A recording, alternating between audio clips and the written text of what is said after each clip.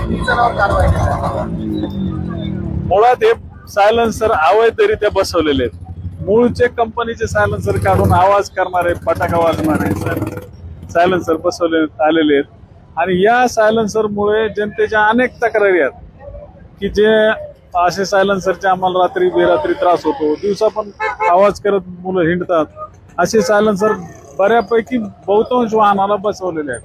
हे सायलेन्सर वर आम्ही आता सध्या कारवाई करत आहोत. यापूर्वी पण बऱ्याच वेळा कारवाई केली. परवा 2 दिवसापूर्वी मोहीम केलेली आणि आता सध्या जिल्हाभरात कारवाई चालू आहे. आणि सध्या मोहीम फक्त तात्पुरते आहे का काय? नाही, चालूच आहे. मोहीम चालू राहणार. 2 दिवसापूर्वी बी केलेले, चालूच राहणार. ते जसं काम चालू राहील तसं चालू राहील. सर्वांना आवाहन करण्यात येत आहे की सायलेन्सर, मॉडिफाईड सायलेन्सर बसू नका, मॉडिफाईड नंबर प्लेट बसू नका, डुप्लिकेट नंबर प्लेट बसू नका, जेणेकरून कारवाईला सामोरं जावं लागेल. सर, ही कारवाईचं स्वरूप कसं आहे? निबंध वगैरे